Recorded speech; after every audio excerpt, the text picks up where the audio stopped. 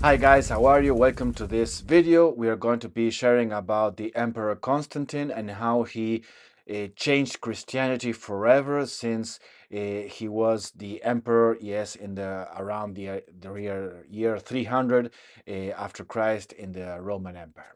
Yes, let's dive in into some aspects about his history. For example, he he became the emperor of part, yes, of the occidental part of the Roman Empire in the year 306 when his father died. His father was a soldier that he was fighting for the previous emperor that he abdicated. So throughout that year for till the year 323, he was in constant civil wars and battles trying to regain power and authority. Because of this abdication, the empire was in a mess, all split up. So in all these years of different wars, this and he wasn't coming from a royal family or anything like that. He was a son of a soldier, and that son was even yes, he was a bastard son. He wasn't even the recognized from the wife. Yes, her mother Helen, she was the the mistress or the waitress at their home. Okay, so this is the origin of this. So we can have in consideration about this, the Christianity at that moment in the Roman Empire was 10% of the population. Okay, so you can have an idea of this, and we can find evidence. There have been found evidence in many ancient Roman fortresses. You can find evidences of crosses made in the carved up in the different stones. Yes, so we can see how there were many Christian, yes, soldiers within the army. Okay, and he needed to gain the favor of the Christians, yes, because they were part of the army. But not only there were Christians in the army, there were also a Mithraic cult, yes, of the sun god Mithras, yes, the sun Invictus.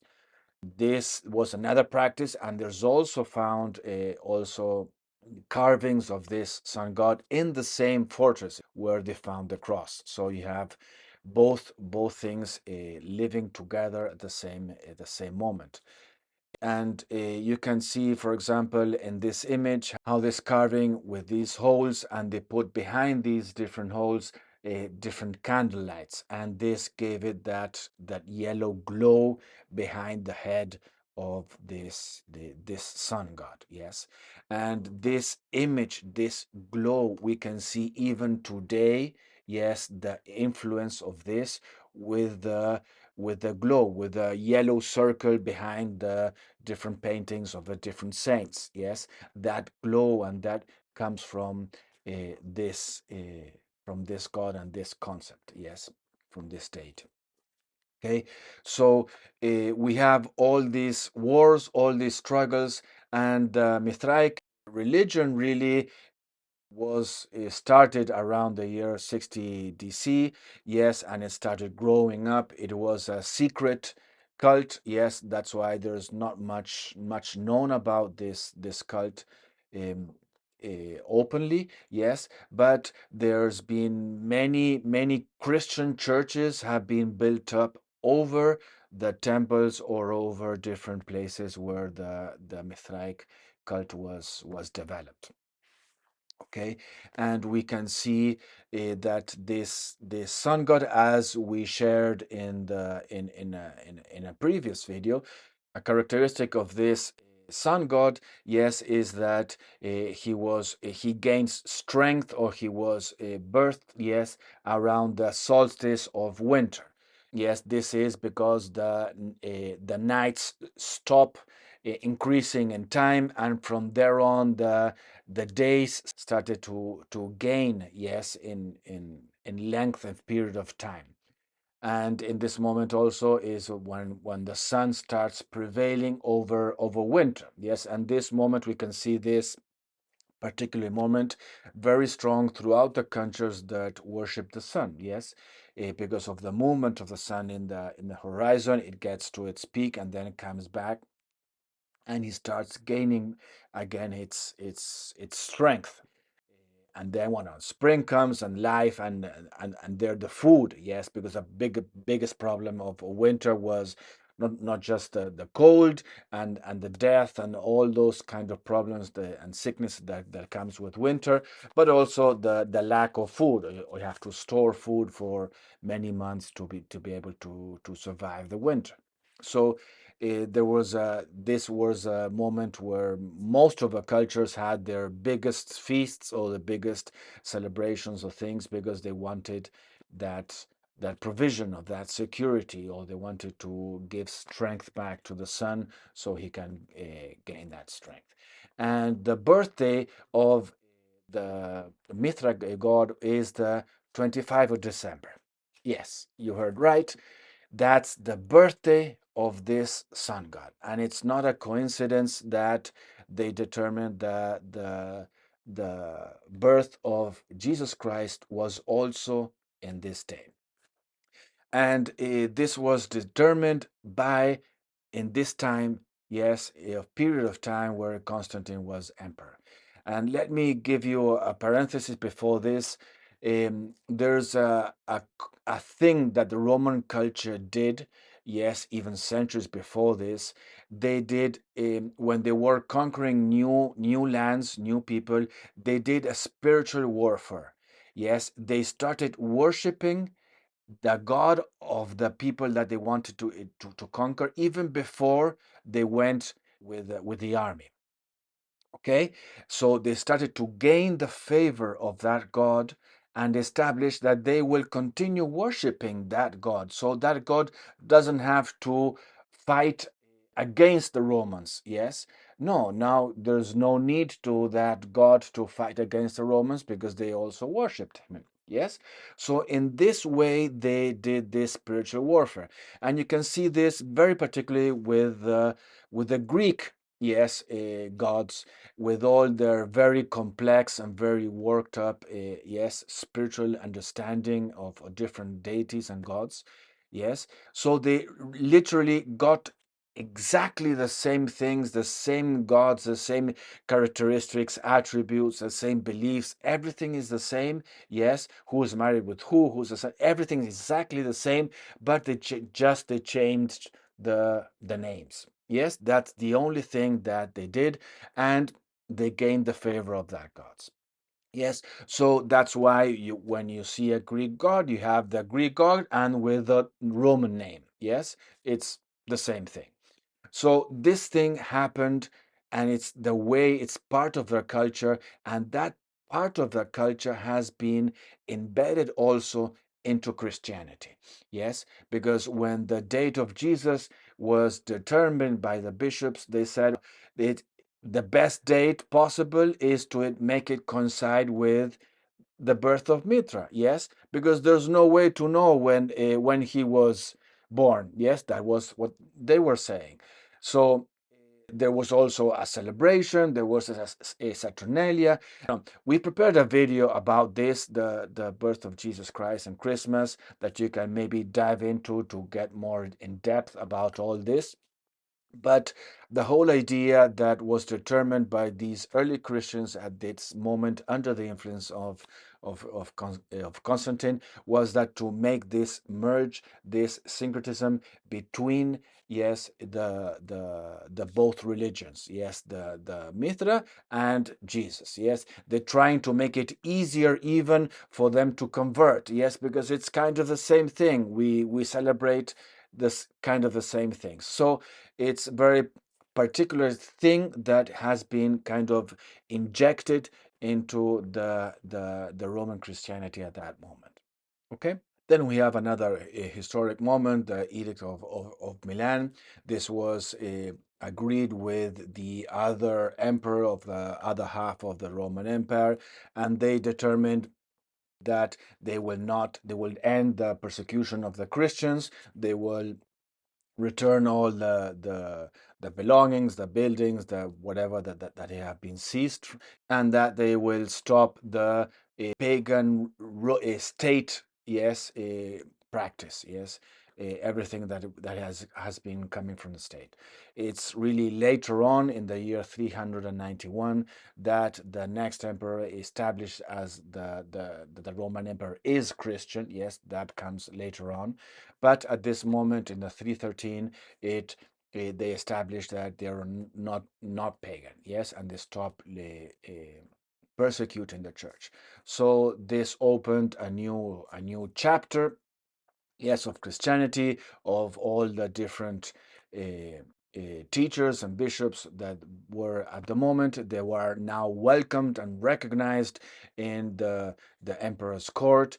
And he starts to uh, uh, give large donations, build churches, give tax relief. It started to really help and promote Christianity with a lot of economic and financial support behind it. But not only that, he also recognized the civil, yes, government, not just a religious government of these bishops. Yes, so he puts them in power in different places, and he favors the council of these Christian bishops over the council of the pagan priests. Yes, but he wasn't exclusive. He had them. He preferred them. Yes, but he had also, yes, the other priests. Yes, there's evidence that he always considered throughout the whole life, yes, that Mithra was a god. Yes, so this first Christian emperor, yes, is has his double standard, yes, double belief, even though he gets baptized, yes, in the last weeks of his life, yes, because he wanted to continue his life as he pleased, yes, and repent in the last moment, yes, without changing what he wanted to do. So we can see here, only God knows how sincere was his conversion, but we can see how, with the influence that he came, and how the shadow that he had over the church, how he really affected Christianity a lot. Yes.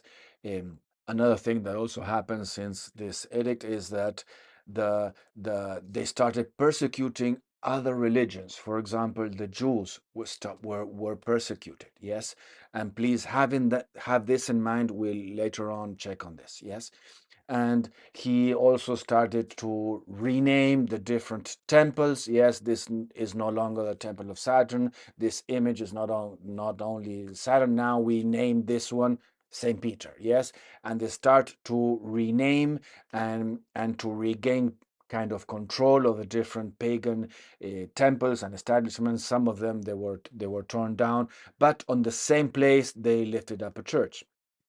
Yes, and we see this really this practice all over the place. In the year 321, he established the Sunday as the day of rest. So let's check out. On the venerable day of the sun, Sunday, magistrates and people residing in cities must rest, and all shops must be closed.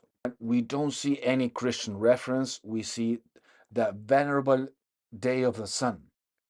So we see in this edict the importance, yes, of the culture in general, yes, but it's also in this legal thing. Yes, they could say something about Christianity, no, but they mention this. We can see also this reference in the coins. Yes, Mitra still was part of the coins that they had. Yes, very, very later on in his life, he tells a story to the Christian bishops that when he was he received a vision, yes, and the Lord gave him a special symbol, the special, yes, to put in his army, that with that special magic symbol he will be able to prevail. Yes, and that's the battle in 323 when he wins against emperor that had the other half of the Roman Empire, and but that's the myth, yes, that even he tells very later on in his life. But in reality, we see that he made a gate, yes, in the city, and he engraved all the battle in the parts and the different things, but we don't see any Christian symbol, any reference of anything about this in this that he made, yes, as a testimony of that battle. Okay, so since that moment, we see really that if such a revelation and such so important that was, it should be there, yes, but it was, I believe, made up, yes, just to make himself recognized or something. The reason why this Sunday was only for the people in the cities was that because there was a problem with the food. They didn't want the people in the rural areas to stop working on Sunday if their work was okay because of the weather. Yes, that's why it's separated only for the people in the city. And this really affected the Jewish merchants at the moment because they had to close on Saturday, and now on Sunday they were obliged um, to close. And this was something that the Roman merchants gained favor upon. Yes, so this is another law, another thing that was made also to persecute or to put pressure upon the Jews. Yes, and we know that there's something also that has been taught about this that has a misconception that the Lord was resurrected on a Sunday, and this was also a means to make the Sunday as the day is important. And we prepared a video about this of Easter when we dive into it, and we can see there that that there's no way that the Lord died, yes, on the Friday evening, Friday night, and resurrected on a Sunday, because that's not 3 days. Yes, we have Friday night, Saturday night is one day, Sunday morning it's a day and a half. Yes, and he specifically said that he died. Yes, and he was in the tomb for 3 days and 3 nights. Yes, and that was accomplished on the evening of Saturday. Okay, so Jesus was resurrected on a Saturday.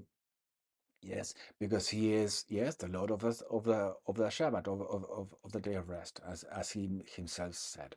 Okay, so we can see in this influence in trying to make the Sunday as the religious day. Yes, and not only that, but also the in this moment they set the date of Passover. Yes, that's why Easter has a different date from the Passover. Yes, these were and since this moment, this happened. Yes, and the Easter always, yes, is designed to always fall on a Sunday. Yes, again, because of this influence and importance of the Sunday as to keep it at that moment as important day. Okay, but we have later on there's a edict in Laodicea in the where it says that really every Christian, yes, doesn't have to keep Saturday. Yes, so we see that this edict that they have to keep the Sunday wasn't practiced, wasn't received by most of the Christians, yes, at that moment. So that's why many years after that, they have to enforce it. They have to make them, yes, celebrate and rest on Sunday. We're talking about Christians, we're not talking about Jewish people, okay? So we see this resistance, yes, in the Christians against the legal Christian authority, let's say, at that moment, yes. And everyone that wasn't practicing the Sunday was called anathema, and they were called as heretics, yes. And there the church started persecuting it. Yes, so we see very, very, very later on in the Council of Trent. This is the 1556. Yes, where it says that It pleases the Church of God that the religious celebration of the Shabbat day be moved to the Lord's Day on Sunday. Okay? So there's another important moment, the year 325, the Council of Nicaea. That's where um, Constantine had his summer palace. Yes, this council was made in his palace, and there were invitations sent to 1,800 different bishops and teachers of Christianity throughout, yes, the empire. There is different numbers, but there's something between 250 and 300 of them only showed up at this council. Yes, and the purpose of this council was to agree in the same dogma. Yes, they wanted to make the canonic law something that this is what we believe and we agree. Yes, and we start fighting all the heresies and all the different things against since this. So this council was agreed upon. Yes, this dogma, and they empowered, yes, the bishops. Yes, one of the objectives of this council was to organize the church, because at that moment there was no head of a church. Yes, as the numbers I just said are a fact. Yes, you have 1,800 people that, and only 300 show up. Yes, so there's no representation of the vast Christianity throughout the empire, and most of the people that come are just from the occidental part of the empire. So this is really a thing, and they with remember what I told you. Yes, he empowers the bishops. He gives them power, not just religious power, a civil power over different places. He gives them, yes, the finances, the resources. They have access to the court. So literally there's a lot of power going on. Yes, and since this moment, yes, this recognized or state church starts to uh, fight against all the different other Christianities that they don't recognize their authority or their word. So, for example, we have this agreement.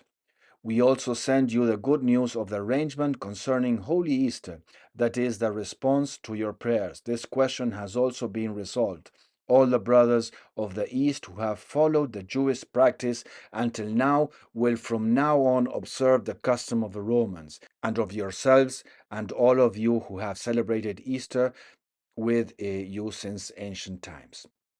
So we also have then the figure of Helen, the mother of Constantine, when he conquers the other half of the empire. That's the part that includes the Jerusalem and all the promised land of there. And she is sent by Constantine with a lot of support, and there um, they they did many things. Yes, for example, there was a temple of Venus in Jerusalem. They tear down that temple and they start digging, and there they find um, two two very large wooden things, and they say that that's a cross of Jesus, and they determined that yes, he died there, and he was also engraved. Yes, he's engraved. But the problem is, all that happened in the city, and in the Bible says both things happened outside the city. So the place is clearly off. There's very few knowledge about the scripture and what it says. Remember, this is the year 300. Yes, and they established and they built the Holy Sepulchre, yes, over there in Jerusalem, and they established that, yes, and but not only that, when they built up the one in the Mount of the Olives, and they also the one of where the Nativity, yes, in Bethlehem, where in a cave where they say that Jesus was born, and with this this wood that they found, what they did, they carved out all different splinters, and they sent as relics to all the churches.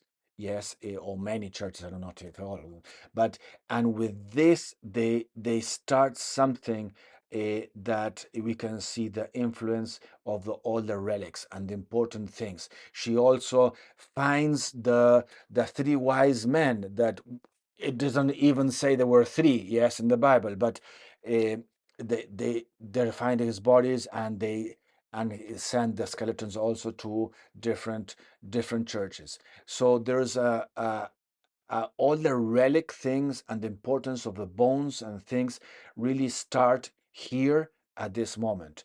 It was also her that she bought the land where there was believed that Peter's bones were, and she donated that to the church, and it was Constantine that really built the first Saint Peter's basilica over there. So they literally donated and built the Vatican City. Yes. So in all this, we can see not only the influence and the origins of the Catholic Church.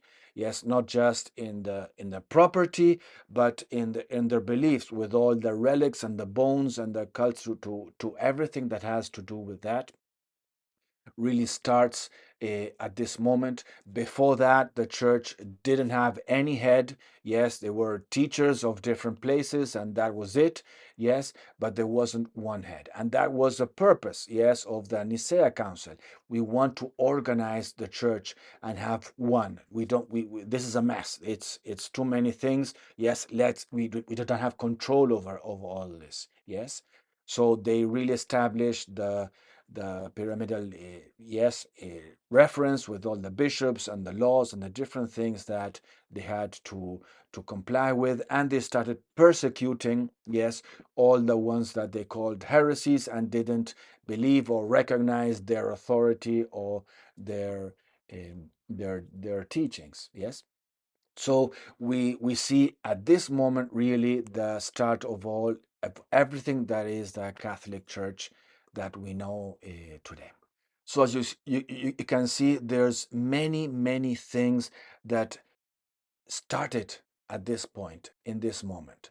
Yes, and the purpose of this video is to shed light upon what we believe, so we can clean, yes, our faith of the different things that are mixture, that really don't come from God, that are just misinterpretations, they are wrongful teachings, or they are things that really yes, don't come from him.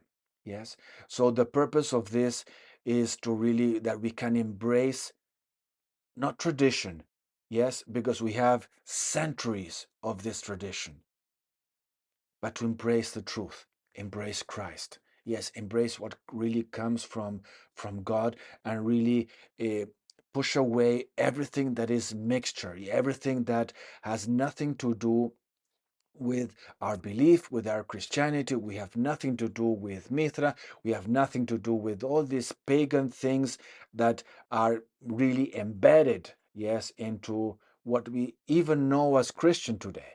Yes, how they changed the dates, how they put, yes, they removed and they changed and they made this a hierarchical, yes, a way of church, and persecuted, yes, everything else.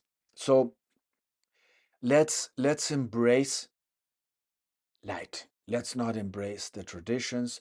Let the Lord ignite in us the truth for light, the truth for what is true in our beliefs. Yes, so we can live our faith. Yes, wanting to please God. Yes, wanting to please Him, not wanting to please men. And really, I'm sure if the Lord showed up, yes, instead of the when He came nowadays, he'll find a whole pile of traditions and a whole pile of things that he'll surely confront, because they have nothing to do with him. So let's not stand on or embrace tradition just because it's been done that way for centuries. It's wrong and it's a deceive. Yes. So let's embrace the truth. That is our prayer. That is why we are preparing all this series of different videos, different celebrations, different moments to understand the times. Yes, we can see how the enemy really tried to move the dates, really to, yes, to adjust everything. So we can't, we are disorientated in times. We don't celebrate the things that we have to, and we do it in a way that is completely mixed up with pagan in another moment. Yes, so let's clean our faith, clean our practices, and really let's search and live our Christianity, our worship to our Lord Jesus Christ in a way that is clean of all this influence that has nothing to do with Him, that is being added very later on. Okay, so that is our prayer and our search. I hope that this video has been enlightening and has been a blessing for you. God bless you.